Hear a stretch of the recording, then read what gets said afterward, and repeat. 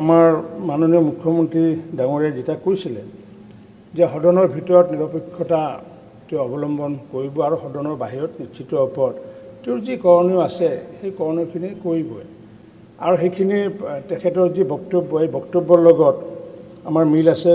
আমাৰ প্ৰথমগৰাকী যি ভাৰতবৰ্ষৰ যি লোকসভাৰ অধ্যক্ষ যি GV মাওলেঙ্কাৰ 1952 তেখেতে অধ্যক্ষ হৈছিলে আৰু অধ্যক্ষ হোৱাৰ সময়ত তেখেতৰ যি বক্তব্য আছিলে আজি মুখ্যমন্ত্ৰী ডক্টৰ হিমন্ত বিশ্ব শৰ্মা ডাঙৰীয়াৰ বক্তব্যৰ সামঞ্জস্য আছে।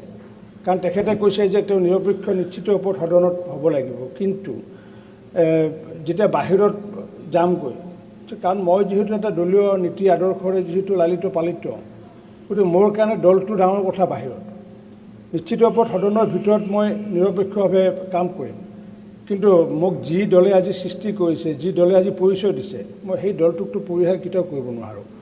আৰু সেইকাৰণে মাননীয় মুখ্যমন্ত্ৰী ডাঙৰীয়াৰ বক্তব্য আৰু GV মাওলেঙ্কাৰৰ বক্তব্যত এটা বস্তু মিল আছে। আৰু তেখেতে নিজে লিখিছিলে, তেখেতে কৈছিলে যে কোনো বিশেষ ৰাজনৈতিক দৰ্শন অথবা মতাদৰ্শৰ প্ৰতি আকৃষ্ট হৈ কোনো ৰাজনৈতিক দলত যোগদান কৰা একোজন ৰাজনীতিকে সদনলৈ নিৰ্বাচিত হৈ কেতিয়াবা অধ্যক্ষৰ আসনত উপবিষ্ট হ'ব লগা হয়।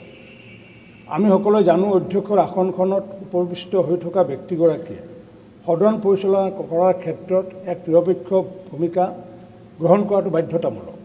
কিন্তু এক বিশেষ ৰাজনৈতিক মতাদৰ্শৰে পৰিচালিত এজন ব্যক্তিয়ে অধ্যক্ষৰ আসনত উপবিষ্ট হোৱাৰ লগে লগে ইমান দিনে বিশ্বাস বা অনুসৰণ কৰি অহা ৰাজনৈতিক দৰ্শন পৰিত্যাগ কৰি তাৎক্ষণিকভাৱে নিৰপেক্ষ ভূমিকা গ্ৰহণ কৰিব পৰাটো ইমান সহজসাধ্য নহয়।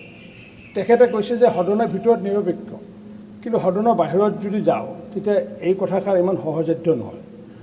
আৰু সেইকাৰণে তেখেতে লগতে কৈছিলে যে মাওলেঙ্কাৰ ডাঙৰীয়াই কৈছিলে, অধ্যক্ষ নিৰ্বাচিত হোৱাৰ পিছত কৈছিলে যে আমাৰ বৰ্তমানৰ ৰাজনৈতিক আৰু সংসদীয় জীৱন যাত্ৰাৰ এই অৱস্থাত ৰাজনৈতিক কৰ্মচাৰীৰ ক্ষেত্ৰত ইংৰাজ স্পীকাৰৰ দৰে নিৰ্লিপ্ত হৈ থকাটো একেবাৰে সম্ভৱ নহয়।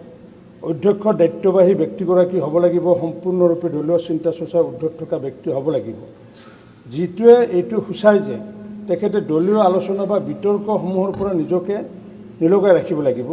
কেৱল অধ্যক্ষ হোৱাৰ বাবে তেখেতে ৰাজনীতিক হোৱাৰ পৰা বিৰত থাকিব লাগিব বুলি তেনেকুৱা কথা নাই।